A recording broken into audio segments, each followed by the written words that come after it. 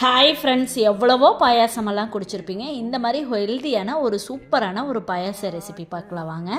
அதுக்கு 1 டம்ளர் தண்ணி சேர்த்துக்கலாம். ஒரு 100 கிராம் மண்டை வெல்லம் தட்டி உள்ளே சேர்த்துட்டு மண்டை வெல்லம் நல்லா கரைஞ்சி வெள்ளம்லாம் உருகி வந்ததுக்கப்புறம் வடிச்சிட்டு மண் எதுவும் இருக்குங்க, அதனால வடிச்சிட்டு பாத்திரமா மாற்றிக்குங்க.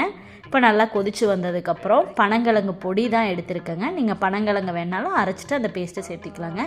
அந்த பொடி 2 ஸ்பூன் எடுத்து தண்ணி சேர்த்து நல்லா கட்டிகள் இல்லாமல் கரைச்சிட்டு கொதிச்சுட்டு இருந்த வெள்ளை தண்ணியில் சேர்த்து நல்லா கூழ் மாதிரி காய்ஞ்சி வந்ததுக்கப்புறம் தேவையான அளவு தண்ணி சேர்த்துக்கோங்க. பாயாசம் எந்த அளவுக்கு தண்ணியாக வேணுமோ அதுக்கு தகுந்த மாதிரி தண்ணி சேர்த்துட்டு இந்த மாதிரி நல்லா பொங்க காய்ச்சி இறக்கிடலாங்க. அதுக்கப்புறம் 1 ஸ்பூன் நெய், கொஞ்சம் முந்திரி பருப்பு, கொஞ்சம் திராட்சையும் நல்லா பொரிச்சிட்டு உள்ளே சேர்த்துக்கலாங்க. நான் 3 ஏலக்காய் தட்டி உள்ளே சேர்த்துருக்கிறேன். தேங்காய் பூ கொஞ்சமாக ஒரு 2 ஸ்பூன் அளவு திருவி சேர்த்துட்டு தேங்காய் பால் சேர்த்துக்கலாங்க. டேஸ்ட்டு ரொம்பவே இன்னும் நல்லாயிருக்கும் தேங்காய் பால் சேர்த்தும்போது.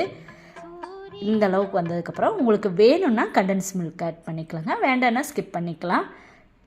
ரொம்ப சூப்பராக இருக்கும், கண்டிப்பாக ட்ரை பண்ணி பாருங்கள். கிழங்கெல்லாம் குழந்தைங்க சாப்பிட மாட்டாங்க. ரொம்ப ஹெல்த்தியான ரெசிபியும் கூட. நான் ஒரு புக்கில் தான் படித்து தெரிஞ்சுட்டேன். அதில் சின்ன ஆல்ட்ரேஷன்லாம் பண்ணி செஞ்சுருக்கேன். என்னோடய வீடியோ பிடிச்சிருந்தா சப்ஸ்கிரைப் பண்ணுங்கள், ஷேர் பண்ணுங்கள். தேங்க்யூ.